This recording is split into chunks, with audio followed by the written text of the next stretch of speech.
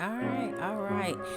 Good morning, my good peoples. It's been a minute since we've been on here. Our last podcast was September 17th. Today is December 7th, 2nd. So it's been a minute. But we're back. I wanted to come on to conclude my DNP project because that was something that we had talked about in my class with my professor, something I would do just to kind of highlight my project and, the nurse educator that I am and all the things that hopefully this is just the foundation of what's to come in the future. So again, as y'all can see, y'all, it's just me. It's just me on here because it's about my project. And so I just want to come on here and share with you all. So I have to tell y'all, I'm drinking my coffee this morning. So if you see me sip, you hear me gulp, I'm sorry, but I hadn't finished my coffee yet. Which is interesting. I have my North Carolina mug, right? Because we're actually talking about health disparities in Guilford County, because that's the county that I currently reside in. Although I am a native of Alamance, I am currently residing in Guilford. So, again, good morning, good peoples. My name is Crystal Lamb. I'm a doctoral student at East Carolina University, working on my doctorate degree in order to become an adult gerontological nurse practitioner, right? So, I graduate May 3rd, 2024. I'm super excited about what God has in store for me as a provider to care for my community. And so my project, right, we have to do these quality improvement projects. So one of the things about being in a DNP versus a PhD, right? There's a difference. So, as a DMP student, we are taught to take the knowledge, take that new research. Like, say, for instance, my PhD counterparts, they create new knowledge, right? They do research to generate new knowledge, right? And so, as a DMP doctoral student, a nursing practice student, I have to then take that knowledge and apply it to practice, right? Actually implement it into practice to see, hey, does this new thing really work, right? Or does it really improve outcomes, improve quality? Does it decrease cost? Does it close the gap, et cetera, et cetera? So just kind of perusing, research and thinking about life experiences and, over my lifetime, either directly or indirectly, I have been impacted by the loss of an African American male due to a sudden cardiac event, right? Whether it be a heart attack, whether it be a stroke, whether it be a blood clot, a pulmonary embolism, I've lost directly and indirectly quite a few people. And so I'm thinking like, okay, what can I do? Like, what does the research say about health disparities, right? You hear about that social determinants of health, but what does that really, really mean? So I looked at so again, here's my slide, increasing awareness of cardiovascular risk that impact African American men through barbershop conversation. And so the reason why I even came up with the barbershop piece is because I can remember being a little girl and my dad, like my mom and my dad really didn't fuss a lot. Well, she fussed at him. But they would get into arguments all the time because Miles used to be my dad's barber. And if Miles told my daddy something, y'all, it was the gospel. Like he believed it. He would he will argue my mama down about something that Miles said. And so Miles had a lot of influence on my dad. And so I was like, you know what? Barbershops is, they are a pillar in the community. Because, if you even think about the civil rights era, if they weren't in the barbershops, they was in the churches. Those were safe places for people to congregate and to think about how to progress forward. And so a lot of barbers are highly revered, in the community. And even like in our family, like, we have me, my husband, and my son have the same barber. You know what I'm saying? So barbers are so integral to our culture, to who we are. So I was like, okay. So I talked to my husband about it and I was like, well, there's a barbershop up the street around the corner, but then we have our own barber. Do you think they would, work with me? And so of course, Yo-Yo inside at Next Level Barbershop were on board. I had a couple other barbershops, but things happened. They didn't complete the project, but I put the awareness out there. So the idea is out there, and that's exactly what I'm looking for. So again, we're going to go on to the next slide. So one of my in my journey of my research, the discovery, right, my literature review, I came across the Guilford County community assessment. So one thing that all healthcare organizations, if they're getting like Medicare and Medicaid reimbursement, yada, yada, yada. They have to do a community health assessment every 3 years. But of course, with COVID, things are kind of off whack. But in Guilford County, the last one that was published was in 2019. And so as you can see on this slide, it just talks about the disparities in chronic disease mortality, right? So these are the people who actually die from these diseases. There's mortality and there's morbidity, right? Morbidity is when you are like disabled and not able to function to 100%. But these are actually like numbers about people who die from certain diseases. And as you can see, heart disease death rate, like when you compare it to North Carolina versus Guilford County, and then it even breaks it down into races: white, non-Hispanic, African-American, non-Hispanic, then males and females. And like you said, you can see the numbers with our African-American counterparts in comparison to our white counterparts, and even the state and the county. The numbers are staggering. African Americans, we're just dying at a higher rate of certain chronic conditions. And it's not even the fact that we're dying at a higher rate. A lot of times we're dying younger. We're dying younger than our counterparts. And so I really, really wanted to highlight this because my hope and my goal is, and I truly believe as a nurse educator, if you are informed about your health, I would hope that you would make better decisions, right? If, knowledge is power. And so I just want to highlight that. And again, you can look this up on yourself. I didn't make this stuff up. The data's out there. They're called community health assessments. So if you want to Google your county, there's 100 counties in North Carolina, and all of them have to do a community health assessment. So wherever you are, and this should be national, not just North Carolina, look it up, your community health assessment. Look at the numbers. It's staggering.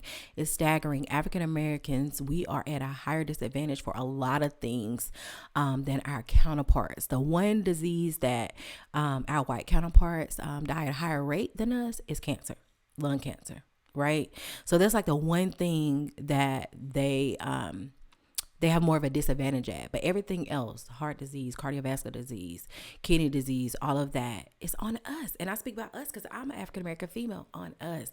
We are just dying at a higher rate. So again, my project really wants to focus on increasing awareness, right? I just want people to know. You go to the doctor. If you do, they write these summaries in your chart. Do you read them? Do you read the labels? We call them ICD-10 codes, right? Because we have to code everything that we do, right? Do you read that? Have you looked at what your provider is labeling you as, or labeling you to have as a disease or a chronic illness? Like, you really should pay attention to that. Look at that. Look at your summary. Look at your active and past diagnosis and see what your providers are labeling you as, right? Because again, knowledge is power. All right. And so with that, one of the things that I wanted to highlight, y'all, I keep looking at my watch because I want to stay on time too, because a girl can talk, is I want to highlight metabolic syndrome. Okay. So, I have my producer over here, Thaddeus, in the corner. As I say the things, could you like maybe type them in at the bottom? Or I'm sorry, I'm asking him to do something on the fly. So you hear about diabetes, right? You hear about high blood pressure. You hear about obesity, right? We hear about all those things in silos, in isolation. But in reality, who just has high blood pressure? Just high blood pressure. Who just has diabetes? Who just has high cholesterol? Who just has obesity or is obese or overweight, right? A lot of these things don't occur to our bodies in isolation. A lot of times they occur together. And so one of the things I want to highlight is metabolic syndrome. Have y'all ever heard of that? Metabolic syndrome? I know Thaddeus isn't on the mic today, but when I was first talking about this project, I was asking him about it, and he wasn't sure either. He was like, I don't know what that is, right? And so I wanted to highlight that because the thing about metabolic syndrome is all you need is 3 of the 5 categories to have it. And if you have metabolic syndrome, it increases your risk for a cardiovascular event exponentially, right? You don't feel high blood pressure a lot of times. A lot of times when you feel it, you've had headaches, migraines, things like that, blurred vision, that means it's already extremely high. We're probably in hypertensive crisis, right? A lot of people don't notice their diabetes until they start to have symptoms, right? And that takes years, y'all. Years. Okay, our bodies are well equipped to try to keep things together until it just can't anymore. And so I want to highlight these 5 symptoms of metabolic syndrome, because if you have any of these, especially if you have 3 or more, you need to be talking to your provider. Please reach out, have that conversation, put in the work. Do you want to exercise every day? Nobody wants to do that. Well, there is a few people who love exercise, so I'm not going to say that. But most people don't have the time, right? Our lifestyle isn't set up to be successful, to be healthy in our success. So you have to be intentional, make time. And I'm even speak to myself, y'all. I'm being fully transparent on here.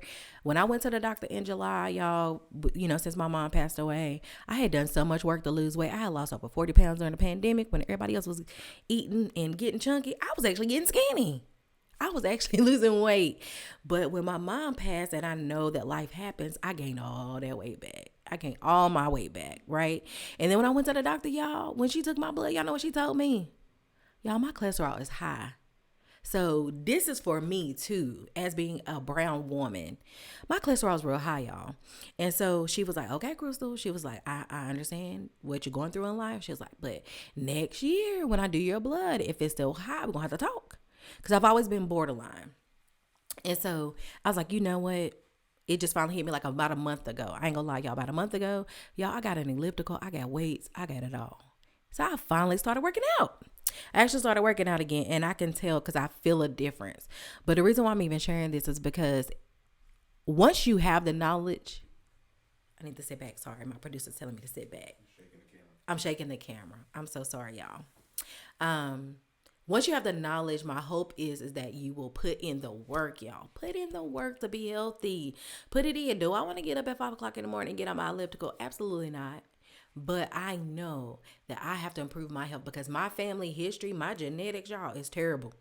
It's terrible. And if I don't do something to try to at least impact my outcomes, I'm doomed. It's inevitable, right? We know genetics plays a lot into our health too. So the first thing I want to talk about is central abdominal obesity, right?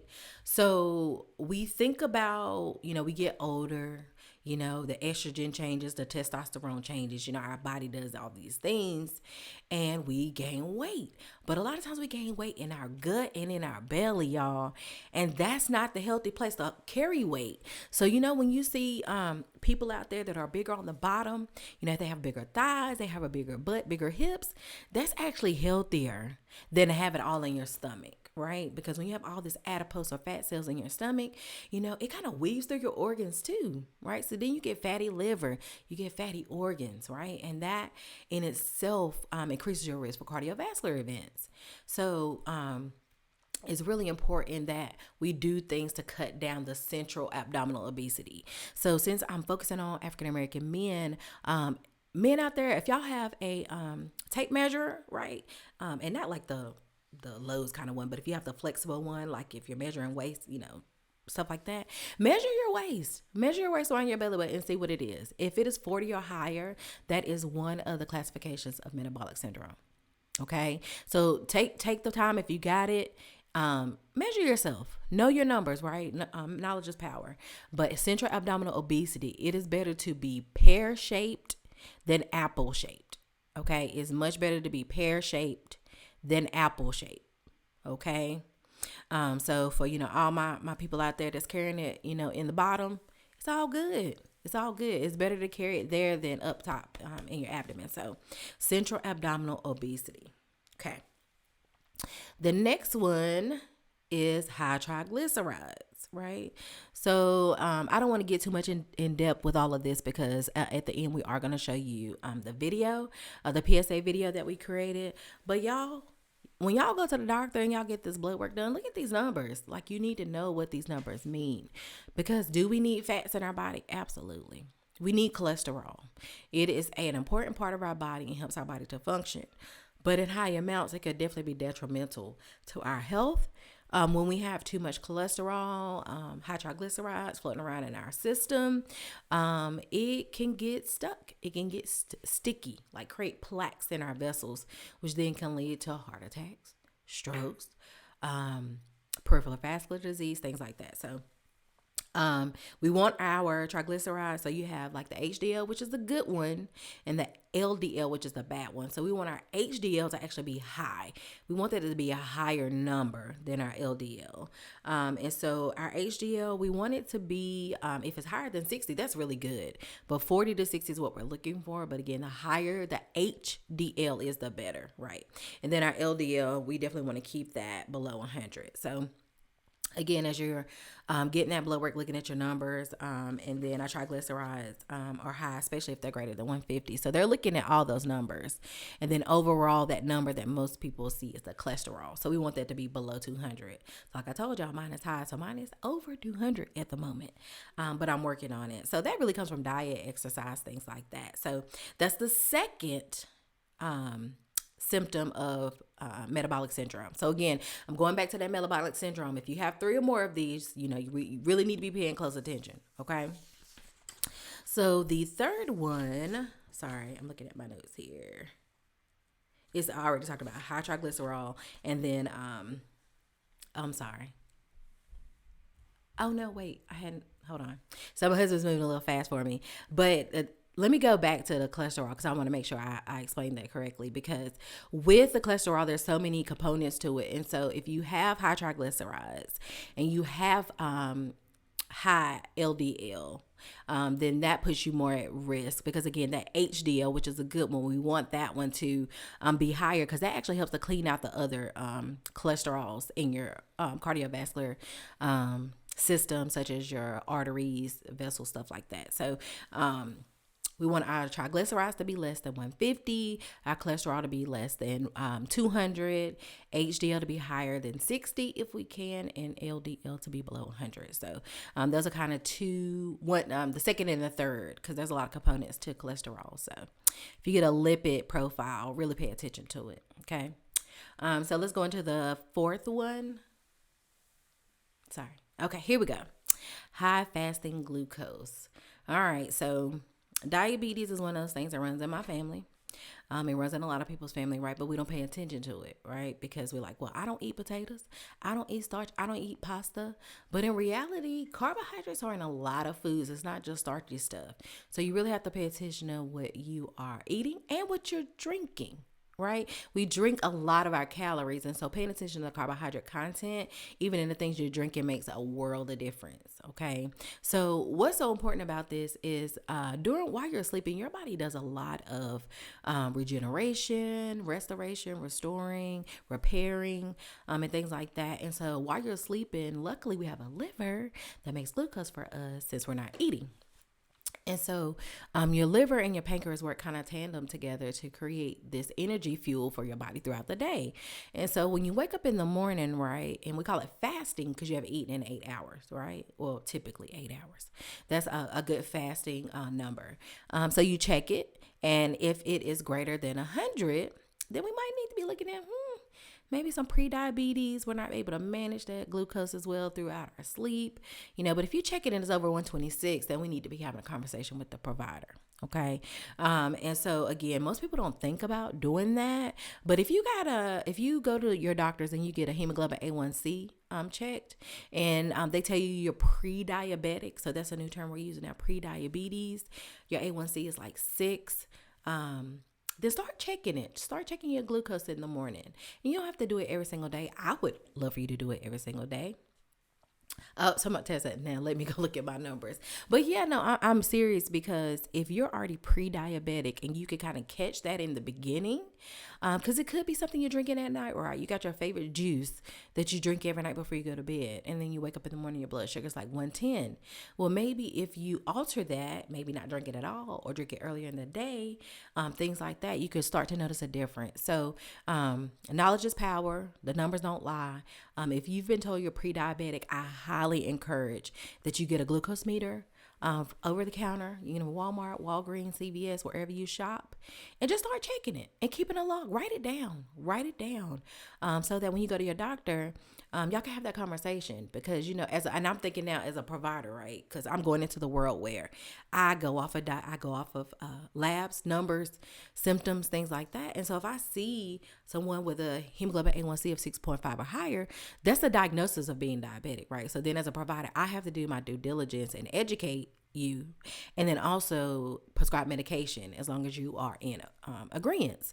So we know there are medications that will treat this condition, but we can avoid all that. Let's start checking your numbers, right? Let's alter your diet. Let's throw in a little exercise and see what happens, right?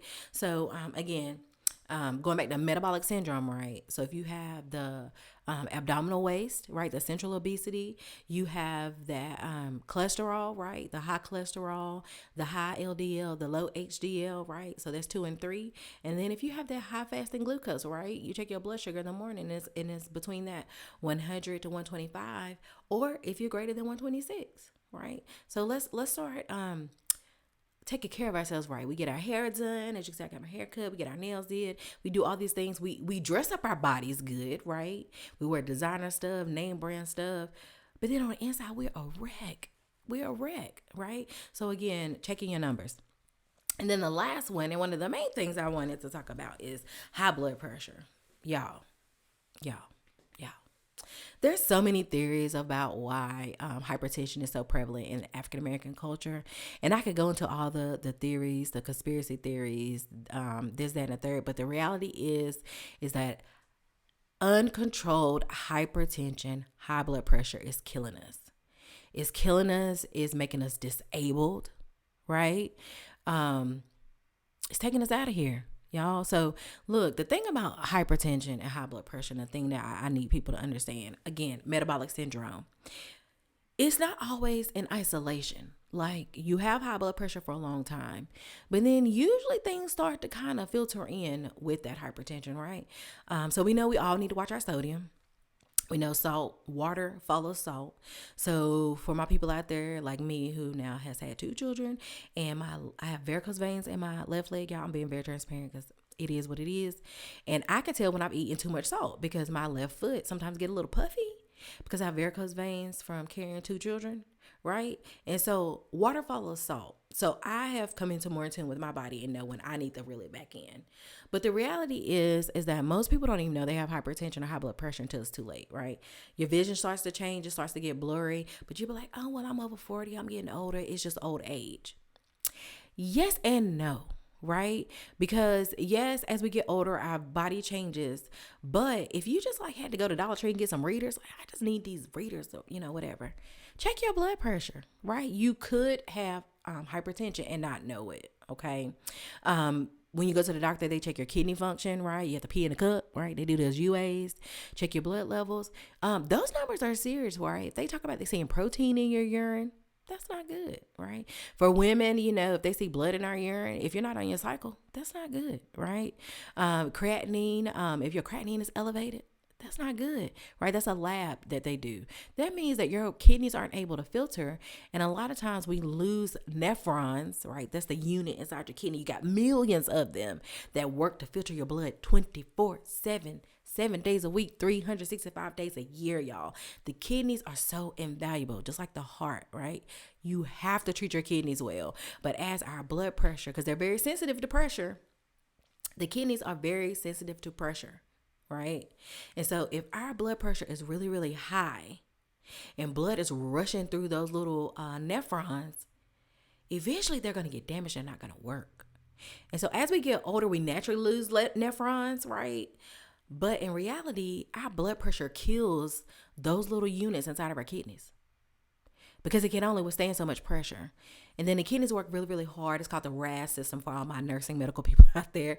The RAS system is so complicated because the kidneys try to do a good job. Like, okay, the blood pressure's up, let me do this. Okay, the blood pressure's down, let me do this. So the kidneys work really hard to maintain that equilibrium, the homeostasis is what we call it, right?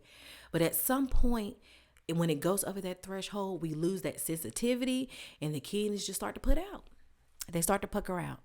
And then a lot of times we don't even realize it until we get into stage 3. stage 4, stage 5 kidney failure. And then once you get into stage 5 and your GFR is less than 15 and you're symptomatic, that's usually dialysis, right? That's usually dialysis. So,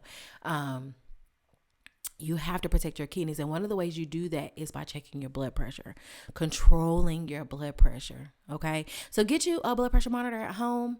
Check it. Check it in the morning. First pee, y'all. First pee. Because when our bladder is full, it does something to our little sympathetic nervous system. So go pee first, right? Then sit down. Chill for about 5 minutes. Just relax. That could be a time to meditate, talk to God, just breathe, whatever. And then check your blood pressure, right? Write the number down. Keep a log.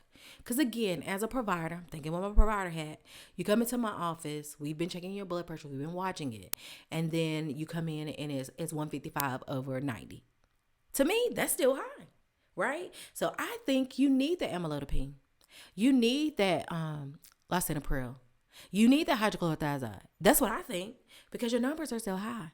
But in reality, you just rushed in, you sat down, he or she took your blood pressure, and you didn't even have time to take your coat off, right?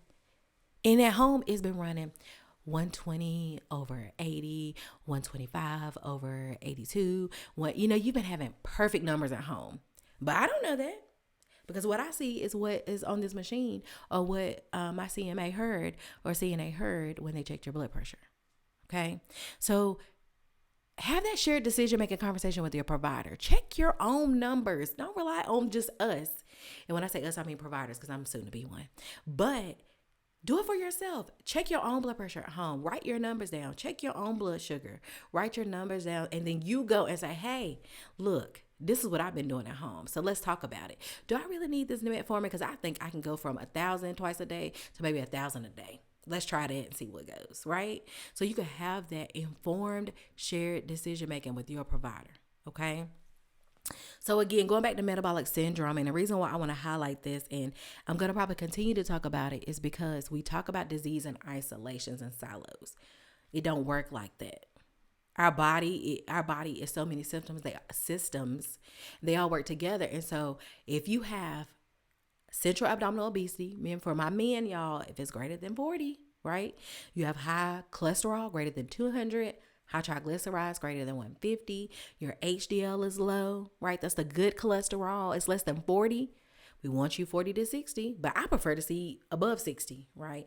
And then if your LDL, that's the bad one, is high, right? Greater than 100. And then you go in and your blood sugars are high, right? Fasting, you ain't eating all night, but it's still 110, 115.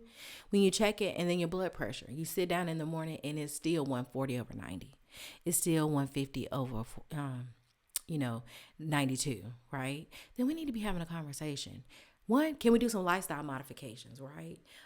We typically want to do that first before we start adding medications, right? That's kind of, I'll say in the nursing world, right? As a nurse, I've been a registered nurse now for 16 years, right? And about to become a provider. And so in nursing, we think about the social economic impact of prescribing medication. So we want you to try other stuff first, right? Exercise, walking, changing your diet, things like that. And so those are the things we would talk about first before we just transition to medication. But again, if you have 3 of those 5 things, right, you have metabolic syndrome. Say that again about the LDL. Okay. So you need cholesterol in your body. I'm not telling y'all like you don't need cholesterol. You do. But within your cholesterol, you have HDL and then you have LDL. HDL is the good cholesterol. That's what we want. It actually is kind of like a cleaner upper in your cardiovascular system. It kind of goes around and chomps away at the LDL, right? The bad stuff. The LDL is the low density lipoprotein, whereas HDL is high density lipoprotein. But LDL is like saturated fats, right? So we talk about like fast food, deep fried food, processed stuff, is where you'll find more saturated LDL. So LDL is the bad cholesterol, and HDL, high density lipoprotein, is the good cholesterol. So you want high HDL, you want low LDL, okay? And the reason why, again, I'm kind of go back to high blood pressure is that when our blood pressure is high, right? So you have your vessels and they contract and expand with each heartbeat, each contraction, even the systolic and the diastolic part, right? And so those vessels, as they stretch, they kind of get torn and ripped a little bit on the inside. Right as we get older, when we smoke, y'all, I ain't even gonna get on smoking, because that's a whole nother thing. Nicotine has no health benefits, y'all. I know it calms my nerves. I just need a cigarette. But in reality, y'all, nicotine is tearing up your insides. It vasoconstricts you. It clamps you down. It makes your vessels more sticky, creates more plaques. And what I mean by plaques is like, for instance, you know how when you scratch your hand, you get a scab on it? So the same thing happens inside your blood vessels, right? They stretch till they can't really stretch anymore, right? As we get older, they become a little harder, less pliable, and then when they stretch, that's damage to that inner layer. So what the body does is like it does to your skin. It creates like a scab. It heals the vessel. Right? Creates kind of like inside scab. But on that scab, it makes it more sticky, right? So as all that cholesterol and stuff is going by it, it sticks to that scab. And that's what creates plaques. When you hear about plaques, that's what creates plaques in your blood vessel. And then the more plaques you create, eventually it's going to occlude or block that vessel. And when that happens, that's how you get heart attacks, right? Those coronaries that feed your heart. And then it's how you get strokes, those vessels that feed your brain. Okay, those are called thrombolytic events, because it's a thrombus, it's a clot, it's a blockage, right? And then you have hemorrhagic stuff that in the brain, which we're not focusing on that, but it's a thrombolytic event. So that's how you get a heart attack or you get a stroke. Okay, and then you hear about the widowmakers, right? When people have sudden heart attacks. So your left, your LAD, your left ascending artery, coronary artery, it feeds predominantly the entire left side of your heart. And the left side of your heart is responsible for contractions, right? That's what pumps all the blood to all of your body. And so if you have a heart attack and you block off at the top of that LAD, that's why it's called the widowmaker, because the LAD feeds literally half of your heart. So half of your heart isn't getting any blood. And that's what leads to sudden cardiac arrest and sudden death for a lot of people, because they have that blockage, and just like that. Because the heart can't even get its own blood to feed itself to pump out to your body. Okay. So again, high blood pressure is so vital that you keep that under control. So again, going back to metabolic syndrome, because I see I'm running close on time. Abdominal obesity, you have your high cholesterol, high LDL, low HDL. You have your high fasting glucose, right? Your blood sugar. And then you have your hypertension, your high blood pressure. Okay. So if you have 3 of those, y'all, metabolic syndrome, we need to be having a conversation. What are our next steps towards health, right? Okay. All right. We're going to keep it moving, y'all, because as you see, I'm very passionate, very, very passionate. So the next thing I want to point out is just going back to the basics. First thing you can do to improve your health is read your nutrition labels, y'all. Just read them.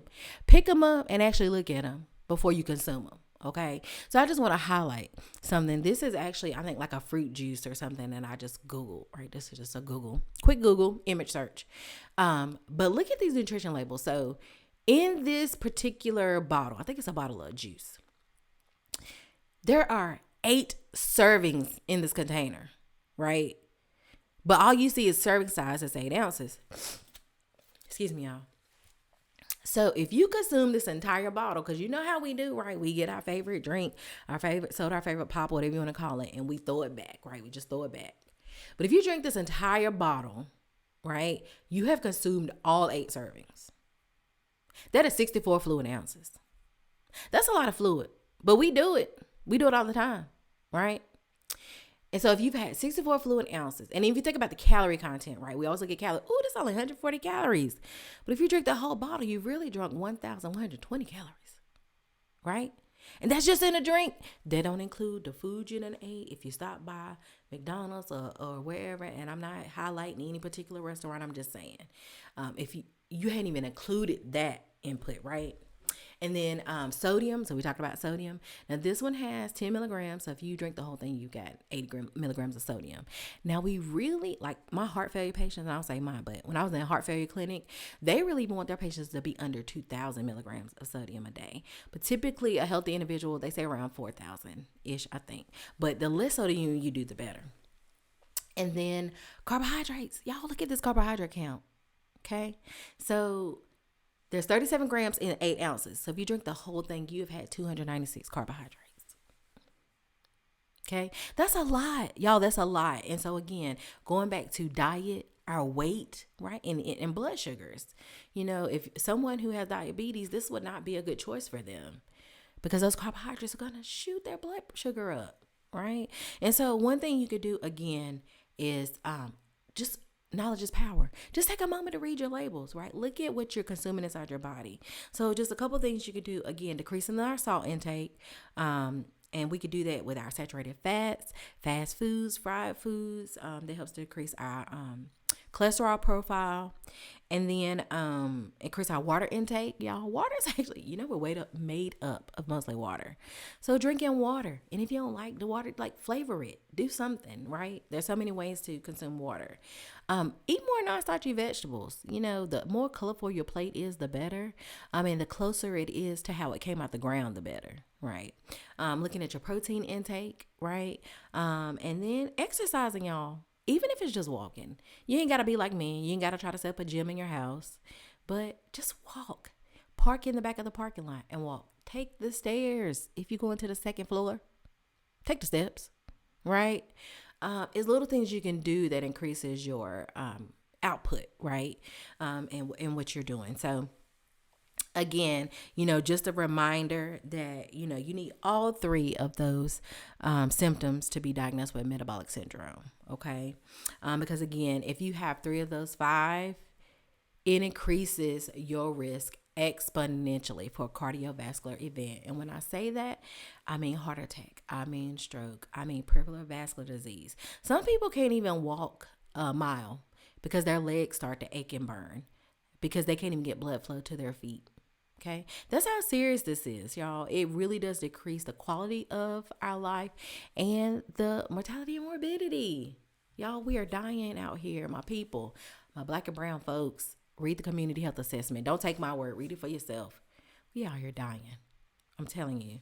And so really quick, before we go into the last part of my presentation. So again, y'all, thank y'all for logging on and listening. I'm hopeful that in 2024, there is more to come from the Lamb Lounge, from a health perspective, a financial perspective.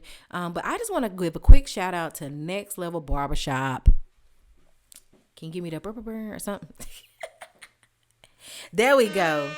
Y'all, throughout this whole journey, and it's been so many things that happened, but I'm going to particularly shout out Yo-Yo or Yolanda Smith. Y'all, that's my barber, y'all. Y'all check me out. Y'all see me?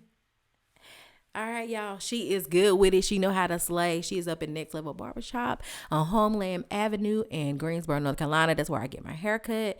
But y'all, she stuck it out with me, y'all. She stuck it out with me, and she really encouraged me and helped me, really get the word out there to her clients, to the community. And then her partner, Cy Newkirk, he was there for majority of it as well. He helped, kind of push the project and talk through it. So again, shout out to Next Level Barbershop for partnering with me to increase the awareness of cardiovascular risk that impact African American men. Y'all, I'm still looking at my data because I did collect some pre-surveys and post-surveys. So I don't have all of the data kind of finalized yet, but I do know that my last question on my post-survey was, how likely would you be to how was my question to partake in one lifestyle change, or how likely would you be to make one lifestyle modification? And over 50% of the respondents said that they would be likely or very likely. I did have some honest people to tell me not likely at all. And I'm cool with that. I'm cool with that because until you're ready, you're not going to change, right? There's a whole change theory out there. We're not going to get into that. But I appreciate that because at least I know if only one male goes to the doctor, or I even had some check their blood pressure in the barbershop, it was well worth it. It was well worth it. So again, I also want to appreciate the clients who took the time to take my pre-survey. So I'm gonna have to do it twice. So thank you for hanging on, watching my PSA video, which we're gonna share at the end, and then actually completing the post survey again because I want to collect a little data of what my fellas knew. And I also want to shout out their clientele because I do some demographic information. And all of the clientele, we got some educated folks that go to Next Level Barbershop. I had some people who had majority were most college, bachelor's, and master's, graduate and beyond. So impressive. That made my heart flutter when I saw that. I was like, oh snap! Like we got some educated brothers up in the Next Level Barbershop. So one thing that we're going to do right now, so I promised that I would give away $50 gift cards to 3 clients who participated in my study. So if they did the pre-survey, watched the video, and the post-survey, they had 3 chances to win a prize. And so what we're going to do right now, I'm going to show everybody, hold on, the raffle jar, okay? So these are all the clients who participate throughout the study. And I'm going to show you this empty bag to show you I'm not cheating. Okay, empty bag. So I'm going to dump all of these raffle tickets into this bag. And then off camera, well, Thaddeus is literally right in front of me. He is going to draw out 3 tickets. Okay, so as y'all see, it's empty, right? There's nothing in there. And we got them all in the bag now. I'm going to shake them up.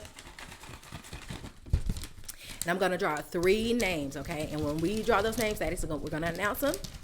And then that is going to type in their name. And we're going to connect with you because you have won $50. Okay, so we're going to do it. Oh, so you can see. Sorry, y'all. He coming from the side. All right, the first winner is, just do one. No, wait, do one. Can I see it? Or who is it? Big T. I'm not sure who Big T is, but Big T, you have just won $50. So I'm going to give you a call. Thank you for leaving your number on here. Or Thaddeus is going to give you a call. And we're going to see, how do you want your $50? You want a cash app? Do you want $50? Do you want a gift card? But Big T from Next Level Barbershop has just won $50. Big T. Thank you so much, Big T, for investing in yourself and participating. All right. Our next winner. And y'all, just so y'all know how committed I am to this project, I'm investing my own money. So this is out of our budget that we're giving away these prizes. All right. Our next winner is, I think it's Canyon. Carry on. I don't know if there's a K-A-R, but I feel like is that an I or a Y? We'll go with carry on for now. Okay. Carry on Smith or yep, I got your number though.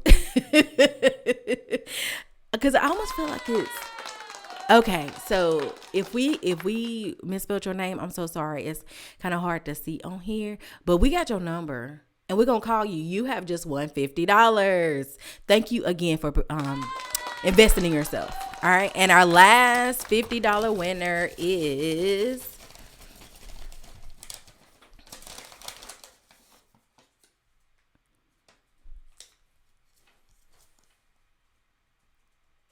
Jalen. Is that how we say it? Jalen. Jalen is our last $50 winner. So we're going to give you a call to see if you want your $50 cash, cash app, gift card, whatever. So congratulations to Jalen, I think Carry on Smith, and Big T. Again, thank y'all so much for participating in my project and just investing in yourself, because this is really for you all in the community. And I'm hopeful in the future that we can continue to partner together to increase awareness. This is all about increasing awareness about metabolic syndrome. There's so many things down there. I'm sorry. I'm loud. What I do? Paper was on screen. Oh, sorry. I have to go by notes, y'all. I'm a former professor, so I have to have it all written out. So again, thank y'all so much. Again, my goal is to continue to increase awareness of health disparities that plague our community, y'all. It plagues our community. So don't think this is the last time you're going to hear about me, right? Or hear from me, or hear about metabolic syndrome or other conditions. I definitely want to educate my community, be out there, be in the trenches with you, because knowledge is power. Knowledge is power. And if I can just change the lives of one person, one family, one community, I've done my due diligence. So to conclude this session, so again, thank you all for participating, for listening to this. Again, the Lamb Lounge has not gone anywhere. It's just, this has been the busiest semester, I think, of my life. My whole life. And so I am going into my last semester of this program. To God be the glory. And I will be graduating in May, and we are making goals. We're making plans, and you haven't lost us. You haven't seen the last of us. So to conclude this session, please stay tuned. Please stay tuned for the PSA video that was created by the Lamb Lounge Productions in reference to my project, Metabolic Syndrome. After the video, y'all have a great Saturday. I know it's kind of wet and dreary out there, but have a great day. Look at the glass half full. Knowledge is power. And you can only control your reaction and your behavior. So let's start stepping in the right direction, y'all. Happy Saturday. Hello. Is anybody out there?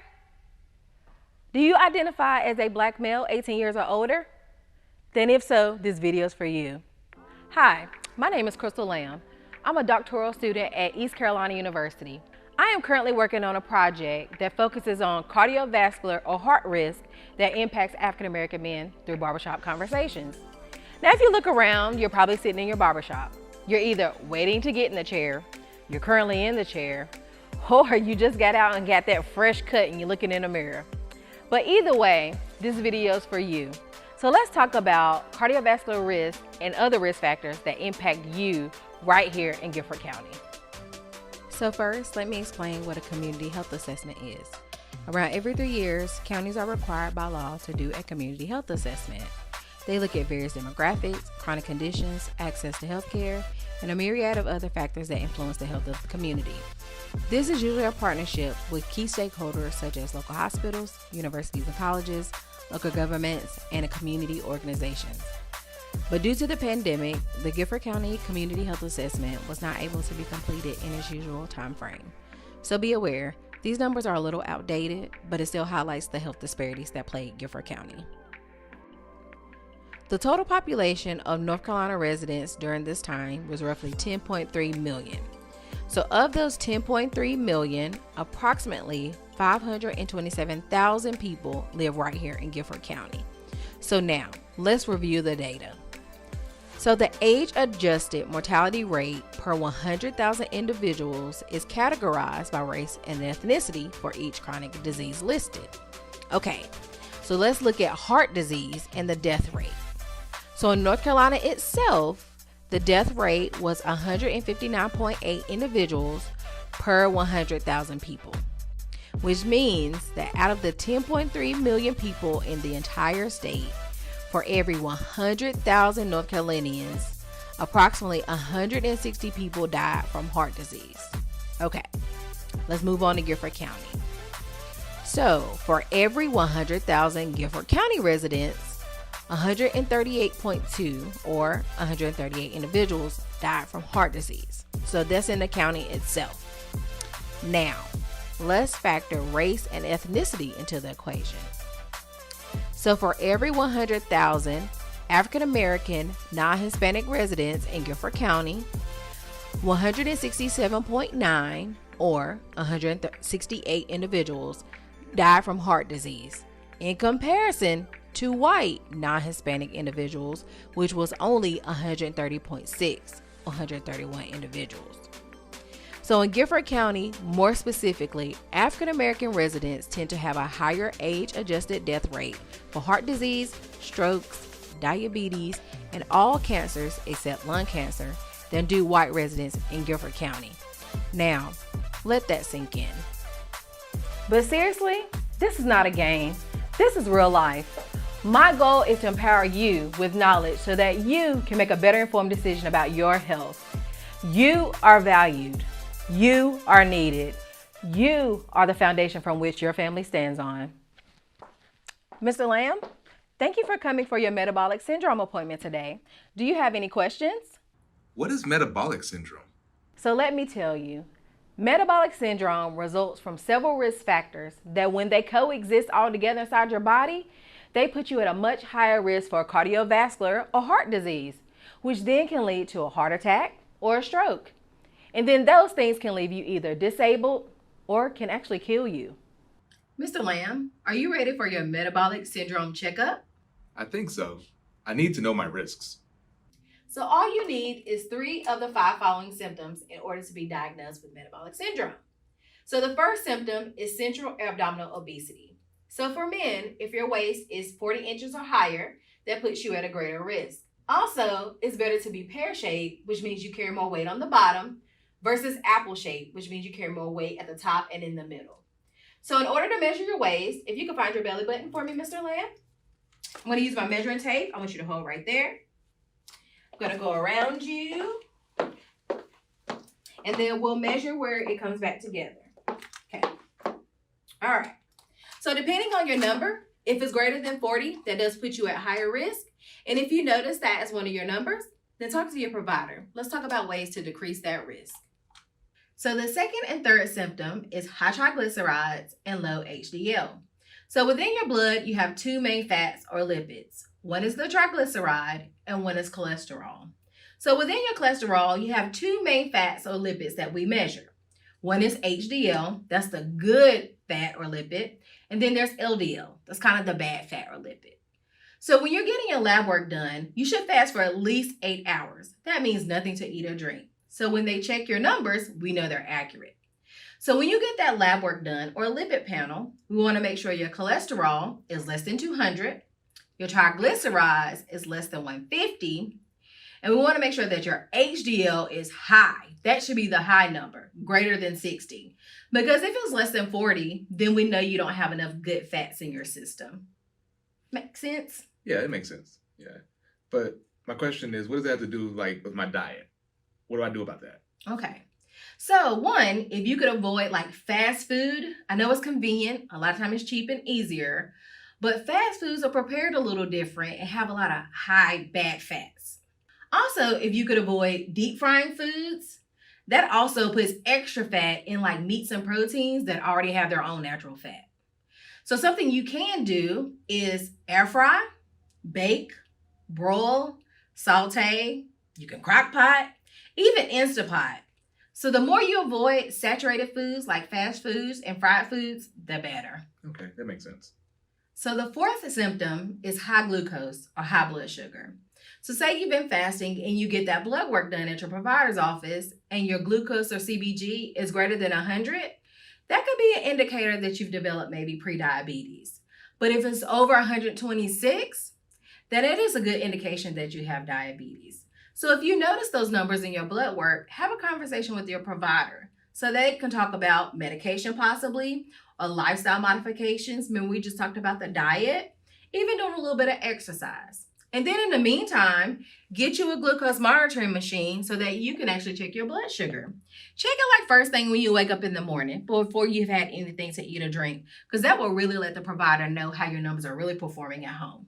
And take those numbers with you to the doctor the next time you see them. And the fifth symptom is high blood pressure or hypertension. So if you've already been diagnosed with high blood pressure or on a medication, then you want to make sure that you're checking your blood pressure regularly. So getting your blood pressure monitoring machine will really help you know your numbers.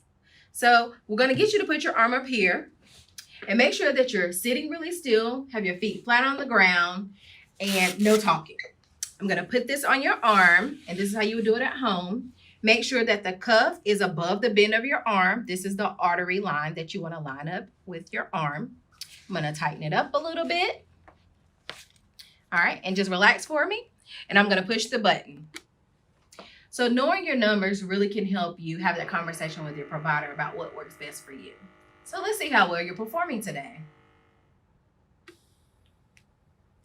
That's actually a really good number. So you want to make sure that your top number systolically is less than 135 and your bottom number can be around 85 or so. So that's actually a really good number. Because once you hit over 135 over 85 consistently, then that kind of puts you in a stage 1 hypertension. It'll be a conversation to have with your provider. And also, if you get put on medication, remember, don't just stop taking it. Have that conversation.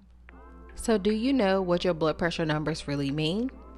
Your blood pressure is measured or recorded as 2 different numbers: systolic blood pressure, or the top number, and diastolic blood pressure, or the bottom number.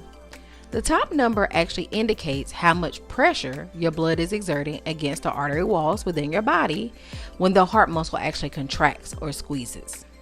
The bottom number shows how much pressure your blood is exerting or pushing against your artery walls throughout your body when the heart muscle is actually resting in between those contractions or squeezes.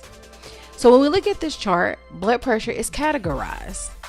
So a blood pressure of 130 to 139 over 80 to 89 actually indicates stage 1 hypertension. If you have a systolic or top number blood pressure of 140 or higher, and a diastolic blood pressure or bottom number of 90 or higher, then that also indicates stage 2 hypertension. And of course, if you're having a hypertensive crisis, that is a medical emergency. So what are the consequences of high blood pressure? So stroke. Remember the symptoms of metabolic syndrome, low HDL, high triglycerides? This can lead to plaque or buildup of fats inside of your arteries that can then block blood flow to certain parts of the brain that control your motor function and your sensory function. Hence, it's good to know the BFAST acronym. B is for balance. Can the person actually stand up on 2 feet? E is for eyes. Are their eyes tracking or moving in the same direction? Face. Is half of their face drooping and look like it's not symmetrical? Arms. Are they able to lift both of their arms? Does one droop or fall back down? Speech. Ask them to say something if they can't say any words or their speech is very mumbled. And then time. Remember, time is brain. Vision loss. It may not always be associated with aging, so knowing the differences in your vision and having a doctor is very important. Heart attack and heart failure. The same thing happens in the arteries that feed your heart, which can lead to a heart attack. And heart failure often occurs as a complication of heart attacks. Kidney failure. This can actually lead to life-sustaining need for dialysis, which can also impair your quality of life. Sexual dysfunction. Now remember how the arteries in your brain and your heart can get blocked. So can the arteries that help you get an erection. So sometimes some medications can even cause what we call erectile dysfunction. So some men would just instead not take them. But trust me, you can't do anything for anybody after they done posted a long live on social media. Just saying, take the medicine. So let's get back to the basics. Let's review how to read a nutrition label. So for example, if you drink the entire bottle, you have now consumed all 8 servings of the bottle, which is 64 fluid ounces, 1,120 calories, 80 milligrams of sodium, and 296 carbohydrates. As you can see, I got these numbers by multiplying by the number of servings in the entire bottle. Now, so when it comes to your diet, we ask that you could decrease your salt intake and saturated fats, which a lot of times comes in most fast foods and fried foods, and carbohydrates. And we would like for you to increase your water intake, vegetables, especially non-starchy vegetables, and protein. Now, when it comes to exercise, the idea is to have at least 150 minutes of moderate exercise. You should work up a little bit of a heart rate and start to get a little sweat on your forehead or your eyebrows. That lets you know that you're pumping that heart. Stop smoking. We all know there are no health benefits to smoking, hookah, dipping, or vaping. Yes, it may calm your nerves, but there are other healthy ways to cope. Managing your diabetes. If you have a diagnosis of being diabetic or pre-diabetic, or have a first-degree relative like a mom or dad or a sibling that has diabetes, Making sure that you keep an eye on that condition by checking your blood sugar at home, having your own self-monitoring meter, even watching what you eat, such as carbohydrates, and then getting in exercise as well. Also managing your high blood pressure.